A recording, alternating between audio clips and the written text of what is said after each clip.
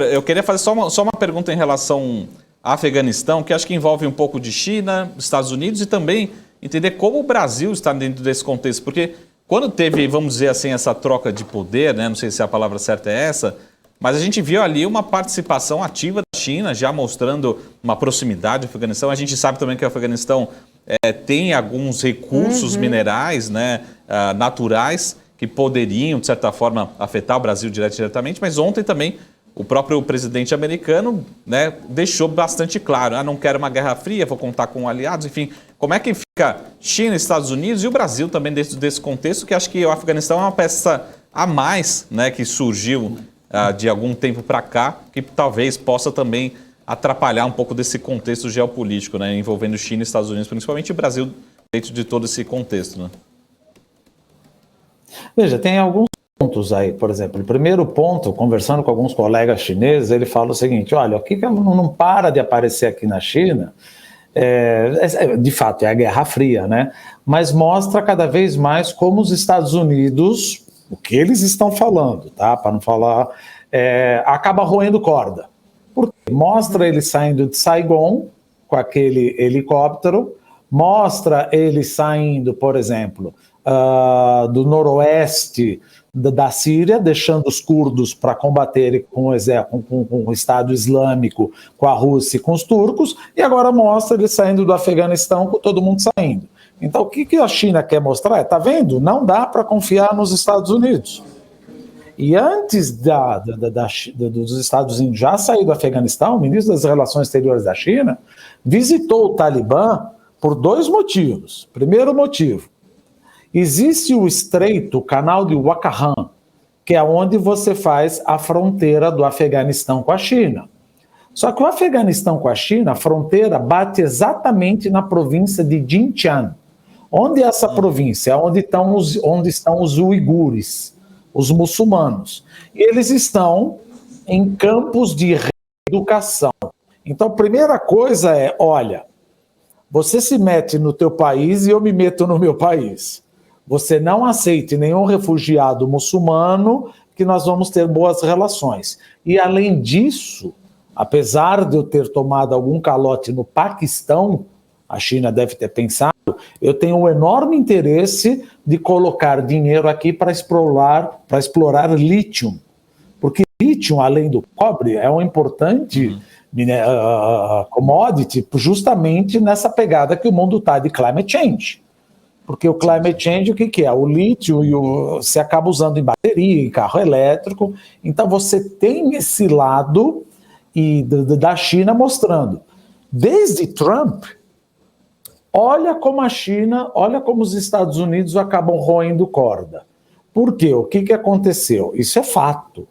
Até numa reunião, num jantar, Trump falou, por que diabos, até a gente pode concordar, mas o problema é que você não pode falar uma coisa dessa. Existe uma coisa chamada OTAN. Existia uma coisa chamada Pacto de Varsóvia. A Pacto de Varsóvia acabou, quando acabou a União Soviética. A OTAN continua. A OTAN fala o quê? Atacou um, atacou todo mundo. Quando Trump falou, eu não sei se mandaria Marines para defender o país Montenegro. Veja, Montenegro é mínimo. Até pode concordar, mas você não pode falar um negócio desse. Você imagina como a Coreia do Sul, o Japão, a Tailândia, a Austrália, a Nova Zelândia, Singapura, entenderam. Falou, então quer dizer que eu estou sozinho aqui na Ásia? Qual é o threshold que você, Estados Unidos, vai ajudar?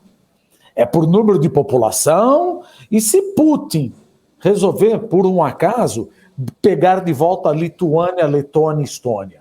Então, o que aconteceu? A China adorou essa conversa. Tá vendo? Você não pode confiar.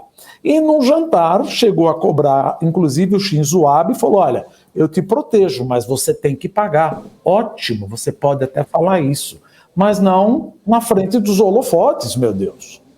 E aí, o que aconteceu quando entrou o Joe Biden? O Joe Biden foi completamente diferente. Ele falou, eu não vou negociar, eu não vou ficar falando via Twitter. O que eu vou fazer é pelo sistema. Eu vou entrar pela ONU, eu vou entrar pela OTAN, eu vou entrar pela Organização Mundial da Saúde, eu vou através da Austrália e vamos todos juntos combater essa influência, essa hegemonia política e comercial da China. Tanto é que a capa da Economist, coisa de uns 3 meses atrás, mostrou que o lugar mais perigoso do mundo é Taiwan hoje em dia. Por quê? Porque Xi Jinping já deixou claro, antes de eu sair do poder, sei lá quando vai ser, mas vamos pensar em 10 anos, Taiwan, que era terra de ninguém de 45 a 49, a partir de 49 foi para Chiang Kai-shek. Montaram a República da China, que é uma coisa que a gente não pode falar. E agora, os taiwaneses já são praticamente jovens, né? Porque em 1949, então 1% da população de Taiwan se julga chinesa. A maior parte são taiwaneses e descendentes de chineses. Só que a China quer pegar Taiwan de novo. Então, Biden precisa tomar cuidado que como é que ele vai agir, posto que o Xi Jinping já falou que Taiwan vai voltar por bem ou por mal, ou por uma invasão ou não. Então fica complicado, porque se você vai trazer Taiwan, anexar pela força a China mainland, como é que Biden vai fazer? Joe Biden sabe e concorda que é apenas um país, mas vende armas para Taiwan. Aí você fala, poxa vida, deixa Taiwan se virar. Não, você não pode deixar Taiwan se virar. A Coreia do Sul fala, cara, eu tenho um cara muito louco aqui na minha cabeça que ele fica mandando ogiva nuclear um para cima do outro. O Japão fala, puxa vida, mas eu passei o massacre de Nanjing em 1956, etc. Tal, como é que nós vamos fazer agora? E outros países, Vietnã, ou seja, é sério mesmo que nós estamos abandonando a Pax Americana? Então, aí você vê os movimentos, por exemplo, já fugindo até um pouco da tua pergunta, que você perguntou do Afeganistão, você já está vendo os movimentos que o Biden fez o quê? Já querendo construir submarinos nucleares juntamente com o Reino Unido e com a Austrália, e aí a China ficou louca da vida. Falou, olha, se você começa a mostrar ranger teus dentes, eu também vou ranger meus dentes. E a gente sabe, Marco, que uma guerra nunca começa do tipo, eu declaro guerra a você. É sempre um miscalculation. É sempre um erro. É sempre um tiro errado. É sempre um príncipe que é morto, como no caso da Primeira Guerra Mundial. Por exemplo, você afundar um barco pesqueiro e o negócio sai de giro. Então, o negócio está muito assustado. Aonde o Brasil fica? O Brasil precisa tomar cuidado que mais cedo ou mais tarde, tanto os Estados Unidos como a China vai falar qual é a tua posição. Então, na minha opinião, o Brasil deveria ter uma posição japonesa, tipo, olha, a briga é de vocês, eu não tenho nada a ver com isso. Não, mas você precisa se posicionar. E o Brasil tem um ponto importante, porque ele é o maior país da América do Sul, não da América Latina, da América do Sul. Então, ele é um importante player para os chineses. Então, ele também precisa ser muito bem tratado pelos Estados Unidos, porque os Estados Unidos sabem que uma boa porta de entrada para os chineses, para trazer não o hard power, mas o sharp power, colocar cada vez mais dinheiro aqui, é o Brasil. Então, o Brasil falou, olha, vocês se virem. Mas o chinês quer botar 5G aqui, quer investir em infraestrutura, o que você me coloca em troca? Mas nós somos amigos. E aí a gente já está cansado de falar.